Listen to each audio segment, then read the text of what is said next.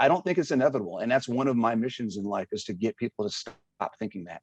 It really gets my goat and gets me fired up when I see people talk about studies come out or these reports come out, and they just make an assumption that because someone's older, they're going to have less muscle, they're going to be weaker, they're going to be sicker, because it doesn't have to be that way. One of the reasons I got into this and I'm so passionate about it is because I watched my grandparents go through this before they died. I watched them just deteriorate into absolutely nothing. And I didn't know at the time what I know now. So if I had known now what I knew, if I had known then what I know now, maybe there's something I could have done to make their quality of life better before they passed. It just doesn't have to. My mom is my longest client. So I've been working with my mom since she was 60. Okay, she just turned 68 this year. In that time, she has reversed sarcopenia. She has improved her thyroid function. She has gained muscle. She is close to, she's about 39% skeletal muscle mass right now. So she's right where I recommend most women be, and she's 68 years old. So it's absolutely possible.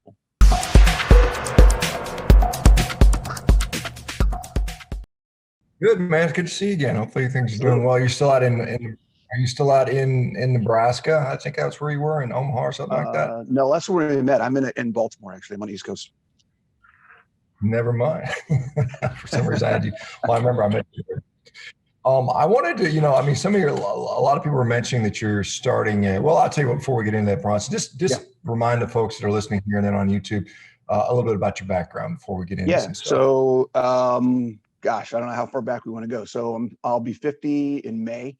I've been carnivore for almost 4 years. Actually started carnivore in May. So 2018, May, a few months after you did the podcast with Joe Rogan. That kind of is where it introduced me to it. So 10 years as a fitness coach. I've been in CrossFit for pretty much 10, 12 years. And that whole time saw a lot of benefit from eating better and doing CrossFit, but never really got to where I wanted to go until I started doing carnivore. One of the biggest issues I had was the whole idea of you have to get fat to get strong and you have to get weak to get skinny. And that just I just never understood that. So carnivore kind of answered a ton of questions there for me, as well as I had a lot of IBS issues. I had a lot of gut issues. I had spontaneous, we'll just call it spontaneous bowel eruptions. A lot of things that I dealt with that going carnivore completely fixed. So I'm doing great. It's fantastic. I'm stronger, I'm faster, I'm better health than I've ever been. And I attribute it all to carnivore. So.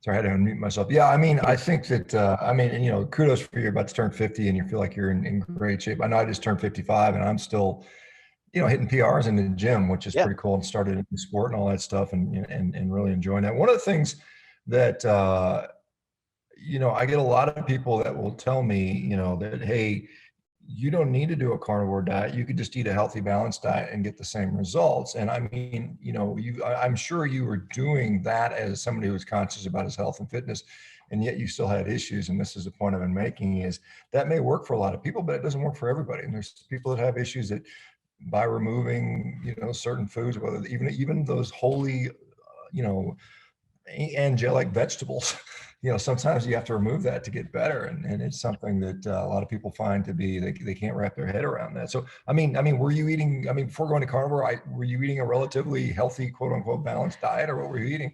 Yeah, I was mostly more paleo, kind of whole foods. I was still doing veggies and, going the whole foods route. What actually got me going, this is actually the kind of progression. I was doing paleo, kind of Whole30. I did a 21-day sugar detox, but because I already wasn't doing a lot of processed food and a lot of sugar, the only thing I really had left to cut out was alcohol. So I would do 3 or 4 glasses of whiskey a week. So, I'd come home from work, have a glass of whiskey, kind of chill out. And I stopped doing that for 3 weeks and I lost 10 pounds of fat. That's the only thing that changed. I didn't change my exercise. I didn't change anything else about how I ate, but just stopping the alcohol. And that's really what kind of woke me up to, hey, wait a second, what you put in your mouth makes a difference in how your body reacts and how in your health. It was shortly after that that I heard about your podcast with Joe Rogan and got into that. And that's where everything just kind of took off from there. Yeah, I mean, I'm glad you brought up the point about alcohol, because a lot of people, you know, they ask me about alcohol all the time, and I mean, I tell them it's not really a healthy thing to do. I mean, you know, honestly, you know, if you know, you'd have to pick your level of how much damage you want to take versus the potential social rewards that you may get. You know, a glass of wine once in a while is probably not a big deal, but if you're, you know, if you're pounding a six pack every night to go to sleep, you have trouble. I mean, you got trouble beyond just the nutritional side, in my view. But Yeah. let me ask you. So I want to get into this thing, because somebody mentioned you had been doing some sort of work or conducting a study of some sort with, I guess specifically women over 40 struggling to gain strength. Can you tell us a little bit more about that? Yeah. So I actually am fortunate enough to be working with InBody. So InBody is a company that do body composition scans. They do hardware that helps people identify body composition metrics. And we're in the process of putting the study together. We actually are locked in. We have 30 women who are going to be over an 8-week period participating in a ketogenic, mostly whole foods, animal-based nutrition plan guidelines, and a functional fitness program for 8 weeks. So it's targeted at women over 40, and we just kind of want to see what happens with higher protein, moderate fat, and functional fitness to body composition.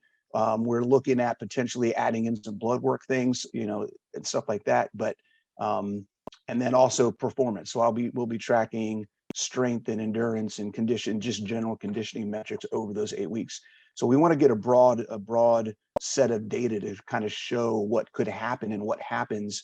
And that really, I see it anecdotally. I see it with my clients all the time. I've seen it in myself. I know what happens when people do this, but we want to actually document it and show that low carb with functional fitness, strength training, resistance training, metabolic conditioning makes a difference in women over 40. That just because you're over 40, just because you're premenopausal, perimenopausal, postmenopausal, doesn't mean that your body stops and you have to just deteriorate from there. You can still grow, you can still get better, you can still maintain your health and independence.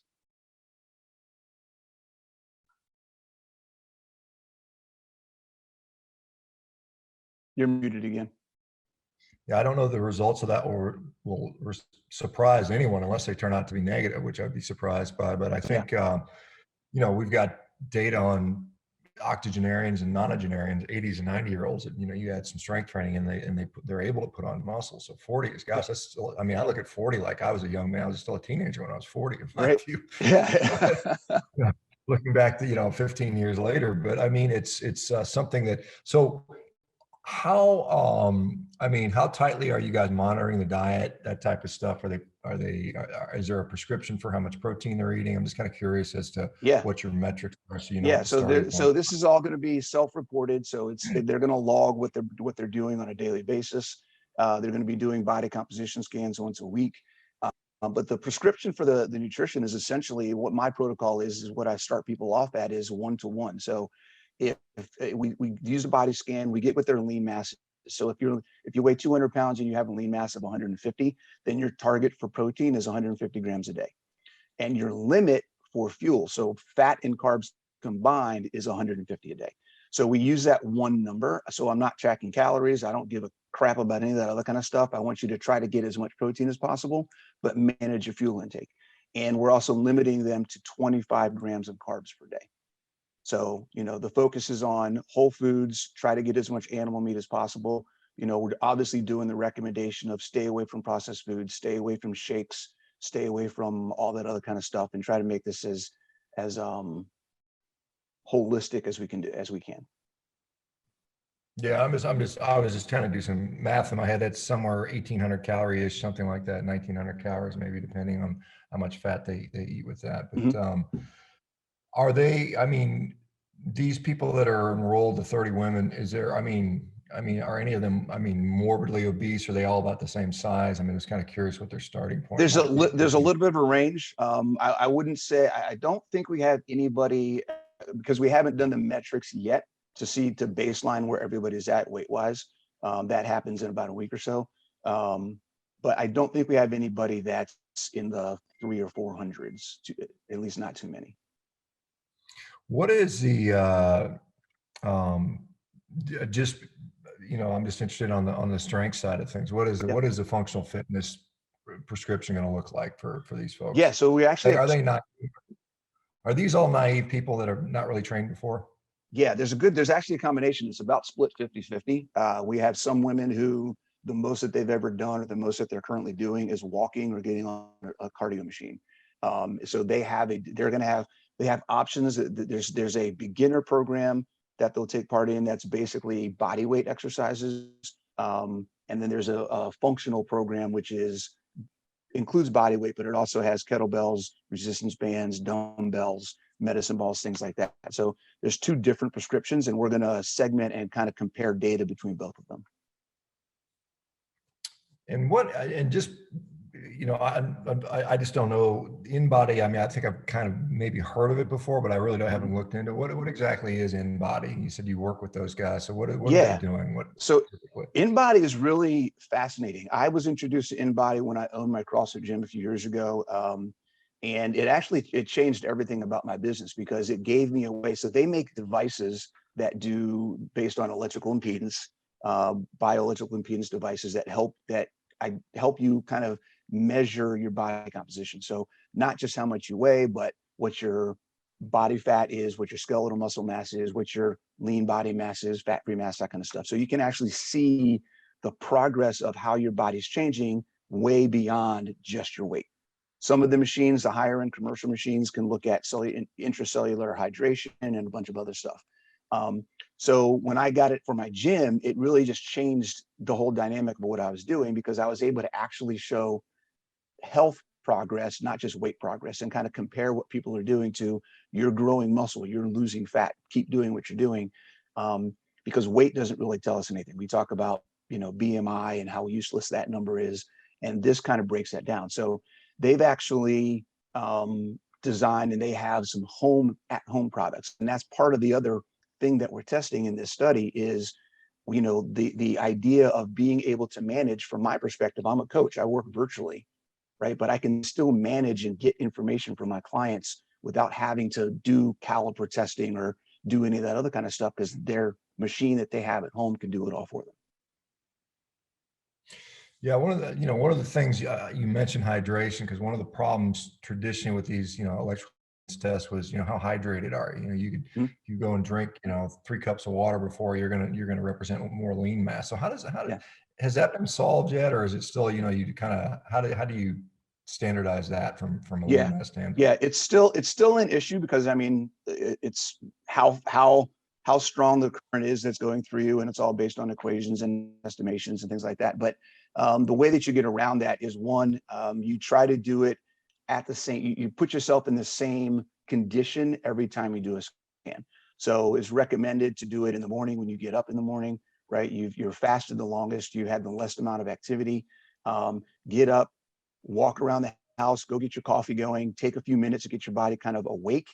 Don't drink the coffee yet, but then go do your scan and then start your day. That's kind of the recommended way to do it. So you're kind of always in the same state. If you do it after a workout, if you do it within an hour, 2 hours of eating, things like that, then you have variables that can be different and your scans aren't going to be consistent. So, I mean, it's sounding like, is this a home device that you have in your home that does this? Yeah. Okay. So yeah, it's just a scale. It's a scale.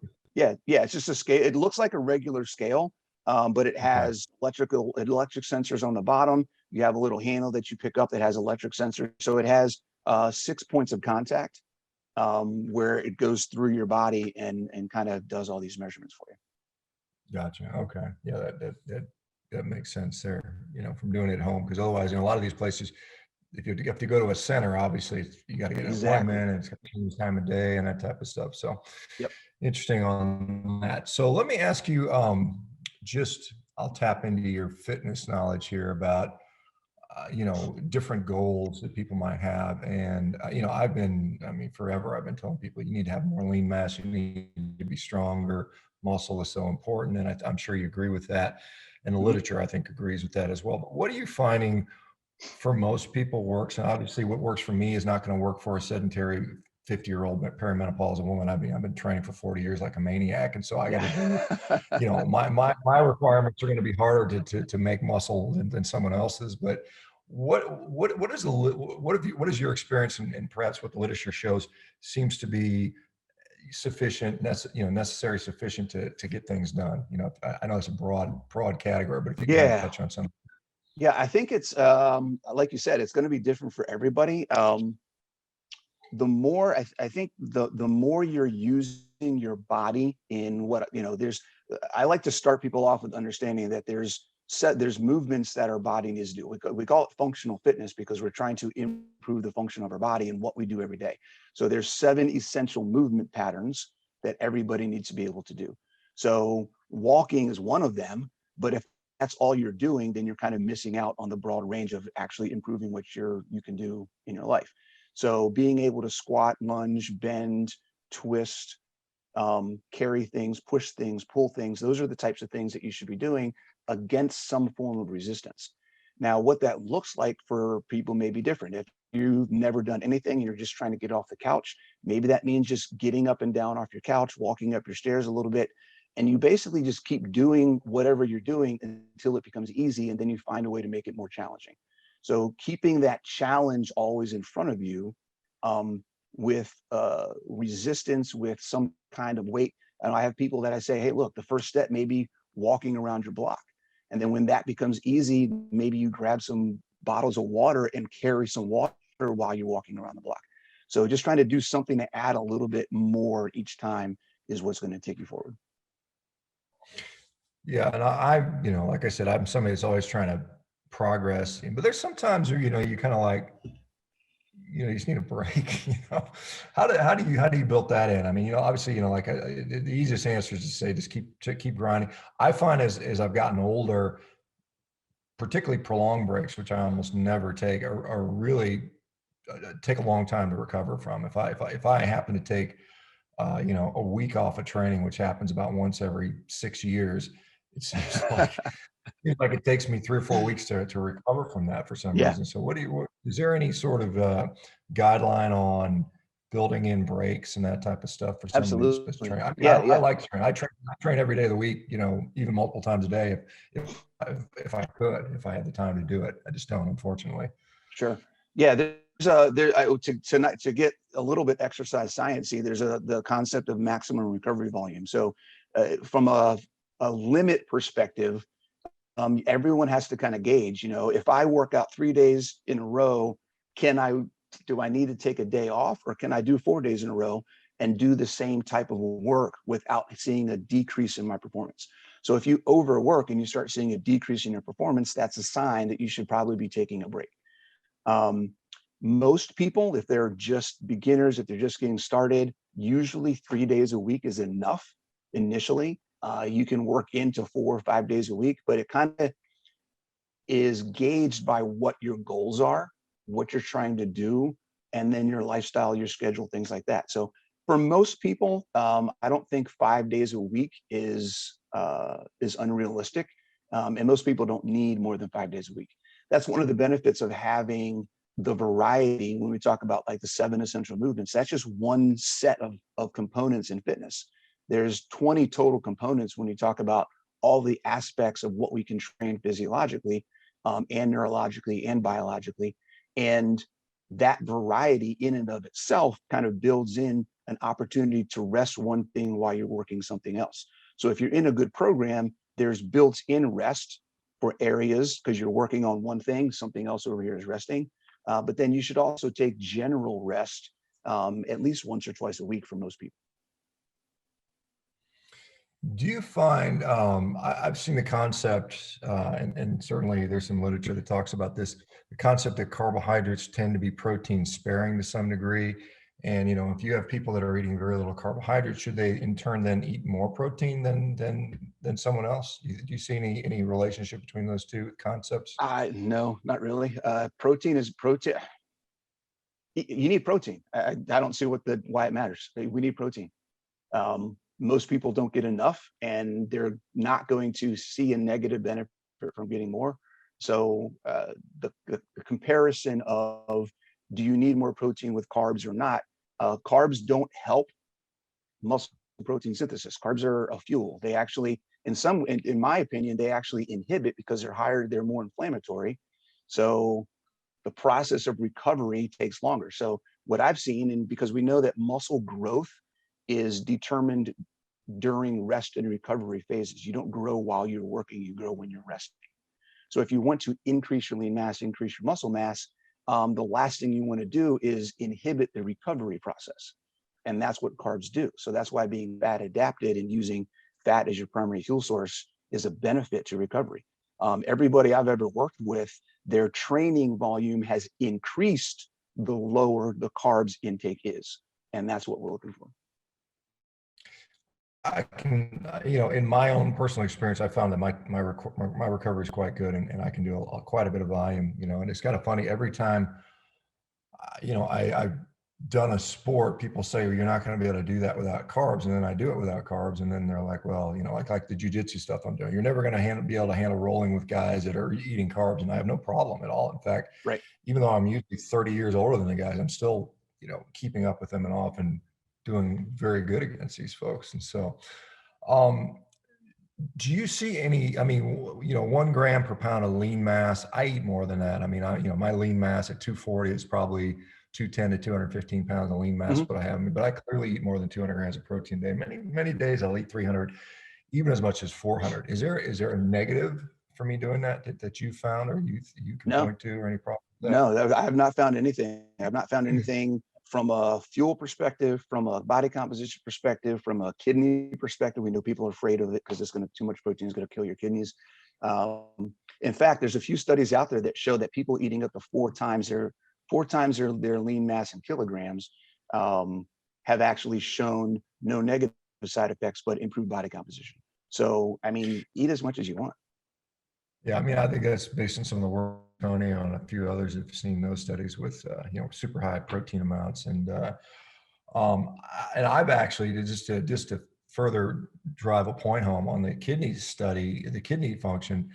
There are actually a few studies out there now showing the exact opposite, that higher protein diets actually improve kidney function, even in those with chronic kidney disease. And I think this is some of the works. Clinically, a fellow by the name of David Unwin out of the UK has demonstrated a few patients, where you've seen it. And I've seen that anecdotally here in this community, as I get people telling me about, hey, my glomerular filtration rate improved, my kidney function got better. I was class 3, and now I've got normal kidney function, or I'm at stage 1 or something like that. So we see that pretty frequently. So I think the sort of the myth about protein causing kidney damage is completely unfounded, and it's been unfortunate. Yeah. It's probably caused a lot of people to undereat protein. For sure. Why this study is in women, and the rumor was that the general preconception was that women in that age range, premenopausal, perimenopausal women, just really struggle to improve their body composition, and a lot of women will say that that's been their experience. Do you think that they need to do anything different than, say, a 22-year-old male needs to do with regard to, improving their body composition? No, not really. Because we're all humans, right? So our bodies work the same way. I think the difference, obviously, they've got a lot of hormonal things that are going on, but if you don't have the baseline foundation set, then you've got nothing else to work with. And I think that's where most people have the issue. It's not that their body's going through changes as much as it is their body's going through changes, but they don't have a good foundation on the nutrition and the activity side. So if you're not fueling properly, if you're not giving your body the things that it needs, and if you're not working your body and improving how it processes and performs, then anything else that gets thrown into the mix is going to be 10 times worse than it probably needs to be. So I would say no. Yeah. I'm just looking at a question here. Linda's asking about how many grams of protein are in 16 ounces of protein. So Linda, I think the question you're asking is in a pound of beef, how much protein, how many grams of protein are in there? Roughly about 100, give or take. A generally a pound of meat has about 100 grams of protein, and it may be up or down depending how fatty the cut of the meat is. What was the question I was just going to ask about? That threw me off. I had a question and I forgot. Happens all I the was time. thinking about, I was gonna direct you towards something there. When, let's see. So, this is, it was more of an observation. Yeah, I remember now.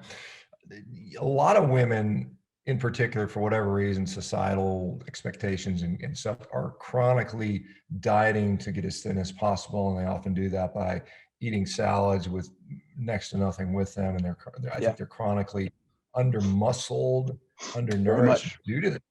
Do you think that's really what some of this phenomenon is? If these women Absolutely. come in Yeah.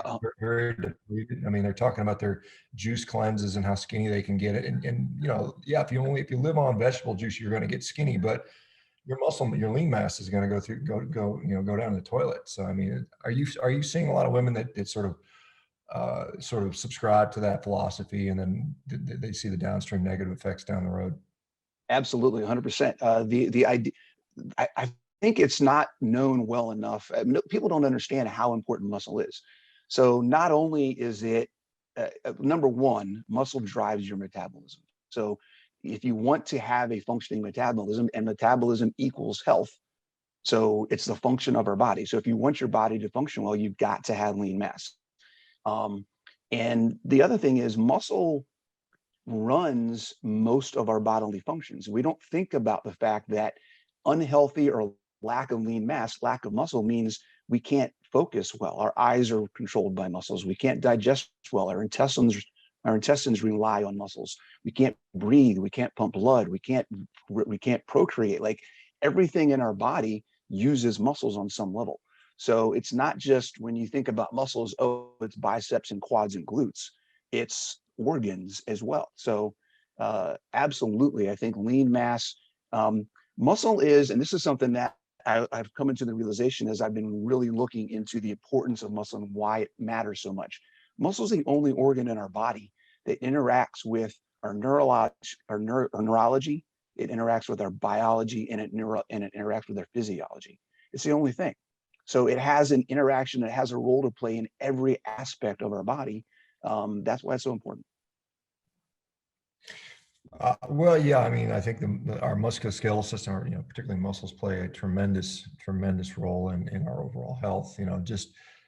Just from a functional standpoint, we think about, what do muscles do? Well, they move the skeleton around. They allow us to move in space and lift things and carry things and protect us from danger in some degree. But the biologic aspect of it, we're finding out all these myokines and all these different endocrine interactions that they have. And of course, our muscles are all wired into the nervous system. That's how we move, whether involuntarily or voluntarily, is super important.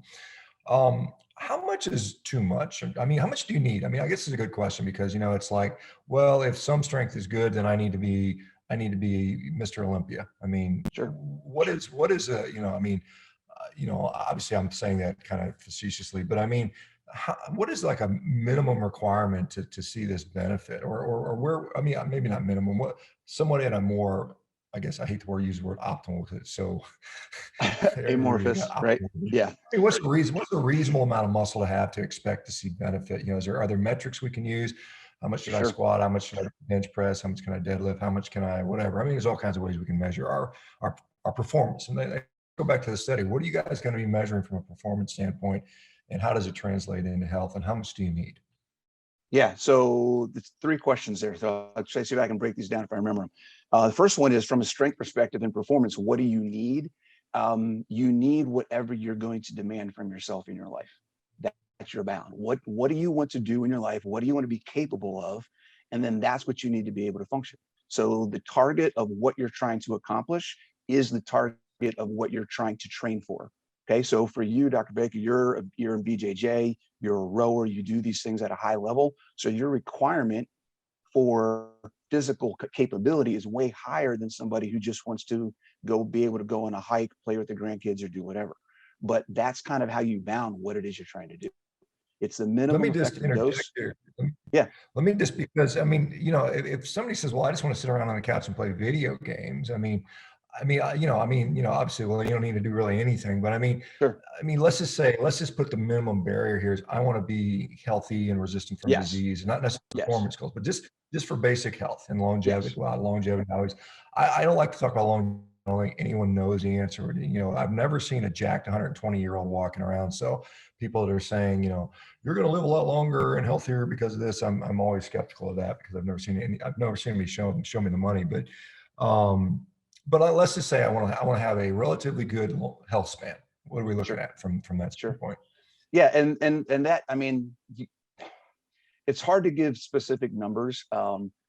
There's some benchmarks that we can talk about as far as you should be able to do X number of air squats or squat your body weight 5 times. You should be able to bench your, 80% of your body weight 4 times, 3 times, 5 times. There's tons of, if you Google optimal strength, you're going to come up with 18 million different tests or benchmarks. But it's really, you need the quality of life definition. And that's what I mean by it's based on what you want to do, right? So if what your quality of life is and your ability to function and maintain health and enjoy your life, okay? So I say that fitness is your physical ability to express your freedom. So if you're free to do whatever you want to do and to partake in whatever activities you want to partake in because you have the physical capability, then that's the goal. That's kind of how I look at it. As Okay. far as how much And muscle then, you, yeah, good. no, go ahead, continue. Yeah, I was gonna ask you about your study, about what you're. Go ahead first. Yeah. So as far as, so that's one aspect of it. The other aspect of it, well, how much muscle should you have? And this may help answer the question of how much do you need to train or what should you be training for? We don't know. There is nothing out there right now that has a recommendation for muscle mass or lean mass percentage of the body. I've got some stuff that I put out recently based on a ton of research that I've been looking at over the years. We have a ton of data on what the averages are for body fat percentage in the population, right? We have a ton of information for what a healthy body fat percentage is. But I think we need to stop focusing on the body fat and start focusing on skeletal muscle mass. So right now, what I'm recommending for most people is for men to shoot for 45% skeletal muscle mass and women to shoot for 40% skeletal muscle mass. Those are mid ranges of what the current population averages to what the current high performing athlete averages are, right? So high performing athletes are usually in the 45 to 55 range or higher. I'm at 51%. I'm sure you're probably higher than 50% of skeletal muscle mass. And the average range for most people in society today is in the mid to high 20%. So I think anybody working to get to that mid-range 40% skeletal muscle mass is going to see a benefit in all aspects of health, quality of life, and everything. Is that something you can assess? How are you assessing? Because obviously, you can body fat, we can kind of calculate through skin fold or whatever, hydrostatic weighing. There's a lot of ways to calculate body fat, but delineating muscle mass from lean organ mass and bone mass is a little more tricky to do. Does the InBody do that for us, or how do you Yep. do that? Okay.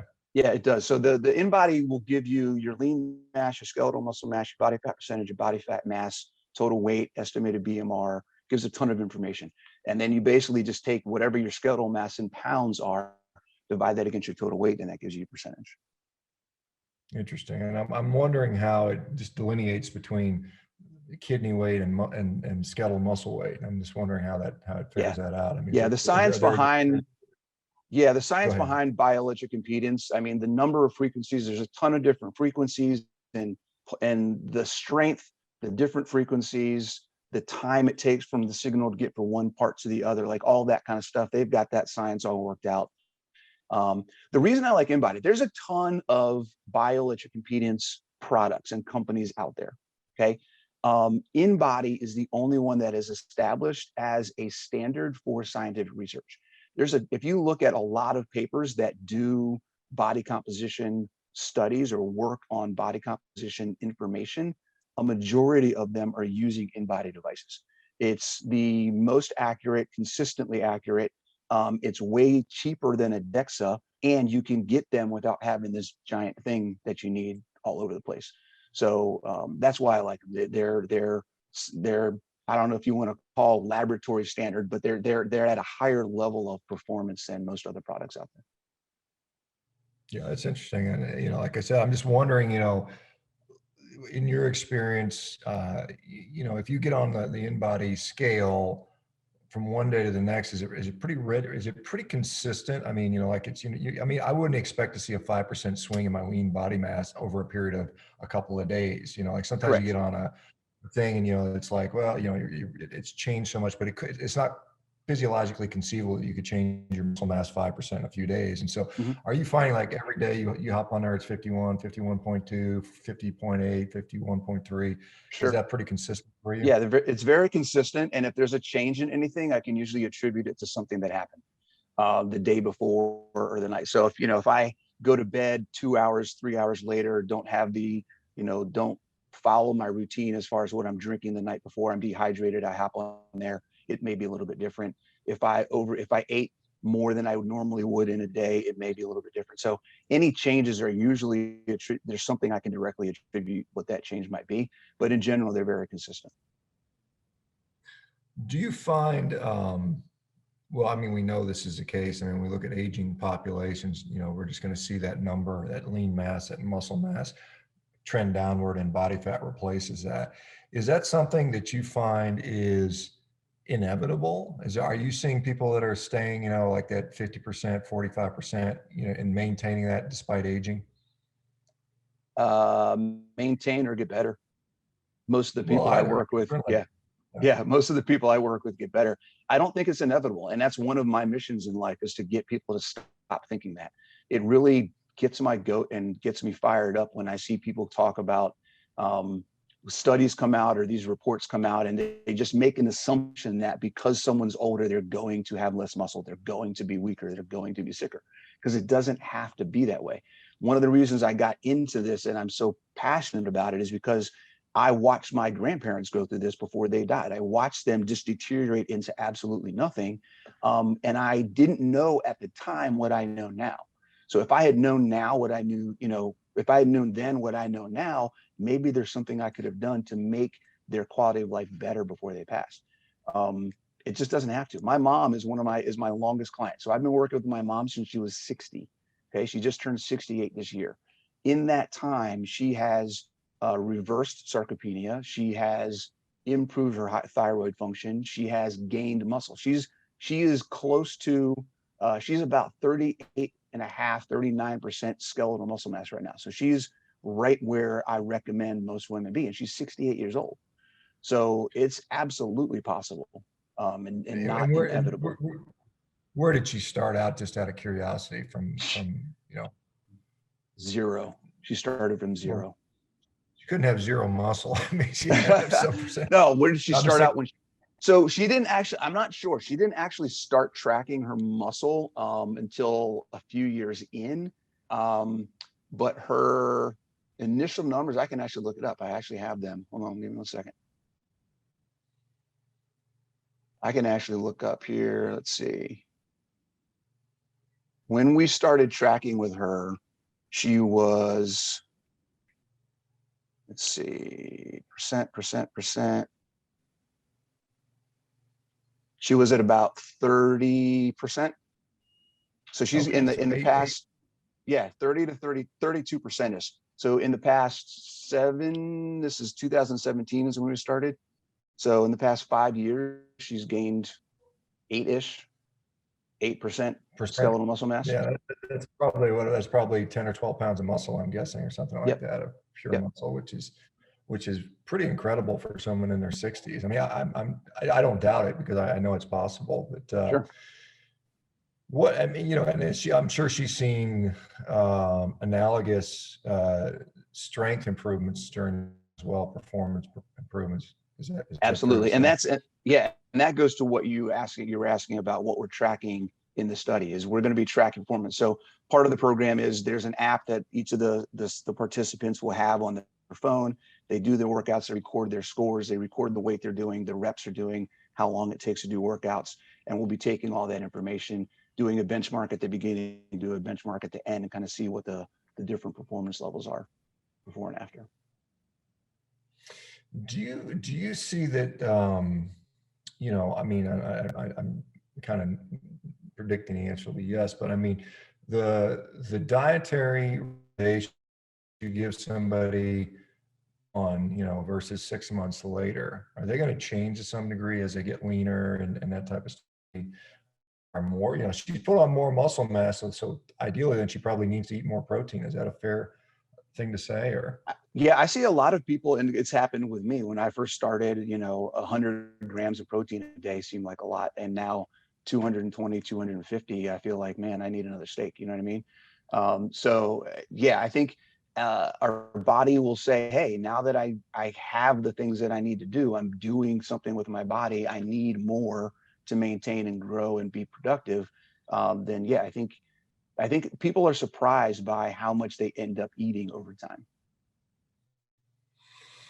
do you find, and I know obviously you're very biased, just like I am, but I mean, there's obviously you can get protein, high quality protein eating meat, steak, eggs, whatever, and I think that's the best way. But do you have clients that are, for whatever reason, ethical beliefs about the environment or something, choose not to eat animal source stuff, and can you make it work for those guys? Yeah, I know people that are, but I don't work with them.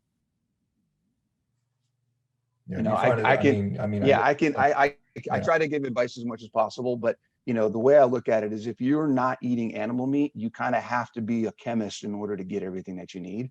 And that negatively affects your quality of life with spending that amount of time. Part of the process is not having to think about food.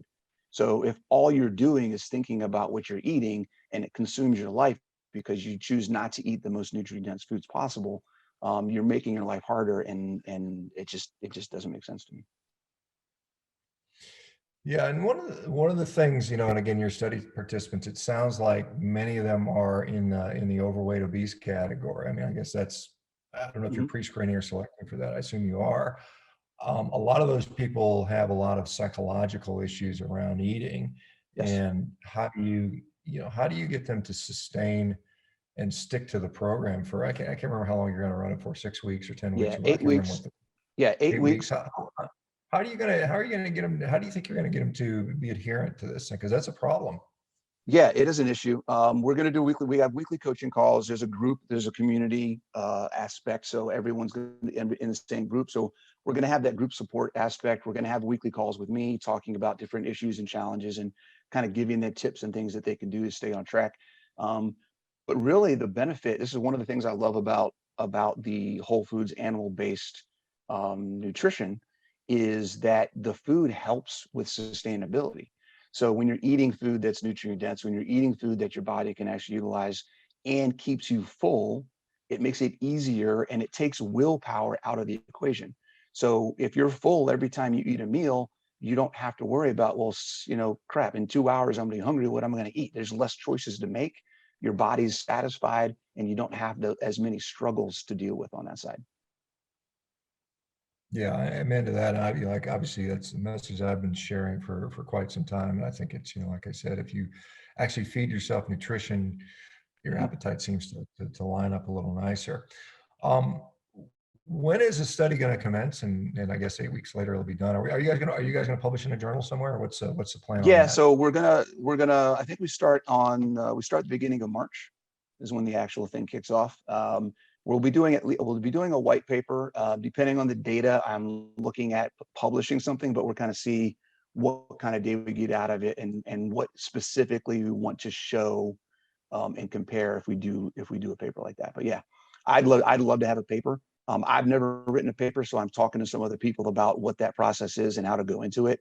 But InBody they've got some stuff going on the white paper side, so we'll at least get a white paper published that we can show. I would love to get some kind of something the next level though, for sure. And are these women, the 30 women, are they all from the same area? Are you guys doing it completely remotely where they're all Yeah, over the country? com- How's it working? completely remote all over the country. Yeah, and that's a good way to test it to see, what, because you may not have that, much of this stuff is now being done digitally. I mean, like what we're doing with Right. Revero, it's the same sort of thing. So we want to make sure you can make those things work as well. Yep. Um, let me see what else I wanted to touch on. Do you find that, obviously you said been doing this about 4 years. I've been doing it, 5.5 years or something like that. Are you finding it's getting easier to get the message out now? Are you getting more and more people that have kind of heard of this, and sort of, Mhm. are you still finding that most people still think it's completely crazy? What are your thoughts? Both. More people have heard of it, and they all still think it's crazy.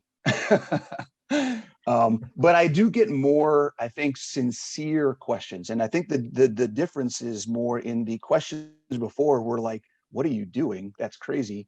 Now the questions have become more like, "What are you doing? That sounds crazy." Like there's a different tone, there's a different kind of perception, or it's more a curiosity than a shock in the questioning now. Yeah, I think I can see that. And as we, I mean, at some point you can't deny the results that folks are Right. getting. And, I think it's something that hopefully, is going to stimulate at least a deeper look into what we're seeing and doing. And I know we're doing that with our clinical trials that we have upcoming. But Mhm. all right, well, what else? Is there anything else you want to discuss or chat about today, or No, what else no, can we I talk? think we covered a lot of stuff. I just the importance of muscle, the importance of for me, my message is all about let's stop thinking about fat loss and let's start thinking about what we can add to our lives. If we can add Mhm. muscle, if we can add function, if we can add the ability to be active and do work, then it changes the equation because we're not thinking about restriction, moderation, taking things away, and it just changes our mindset about what we're doing. We're trying to improve our lives when we think about losing fat, when we think about losing weight, when we think about all the things you have to take out of your life, there's nothing positive about that message or that mindset. So if we can change it to improving, getting better, getting stronger, having more energy, and being more functional, then I think it sets people up for success a lot better. Yeah, and there's, just to further piggyback on, there's been a couple studies looking at, the fact that even some people that are considered overweight do really well from a health perspective, depending if they have a lot of muscle mass or not. So the muscle mass seems to be the distinguishing characteristic from someone who is just big with a lot of muscle and some fat versus someone who has sarcopenic obesity where they're all little muscle, and those people do quite Yeah. horribly. So it's an important message. How does somebody get an in-body? I mean, where do you go to get one? I mean, are they costly? I mean, I imagine they cost a decent amount, but what's Yeah, the they're story about on the 300 in-body? bucks. Yeah, they're about 300 bucks for an at-home device. I have an affiliate, so I have a link on my webpage or on my YouTube channel in all my videos that you can go to and get one. But they take a few days to get there. You put some batteries in it, plug it in, and you can run and go. Okay, and one of our members is on that study, so Awesome. she I see just that, Karen. Hey, put in Karen. there. So anyway, well, good. Well, anyway, I'll tell you what, Bronson, tell us where to find you, where your social media is, where they can go to find out more. Yeah, so I'm on Instagram at Coach_Bronson_keto. I have a YouTube channel called Muscles Matter with Coach Bronson, and you can find my website. It's the apextrainingsystem.com. Well, perfect. Well, thank you for spending your time with us on a Sunday morning. I've got to go run a Absolutely. jujitsu class now, so I'm going to go Get try to it. strangle people. And let us know if you don't mind, maybe when the study's done, maybe you come back and share the results of that. It'd Yeah, be fascinating sure. to find out about. And for the Absolutely. rest of you folks, have a great rest of your weekend. I will not be here tomorrow. I'm on a plane to Montana in the morning, so I'll be back on Tuesday, guys. All right. Thanks, everybody. Have a great day. Thanks, Bronson. Take it Bye-bye, easy. guys. See you.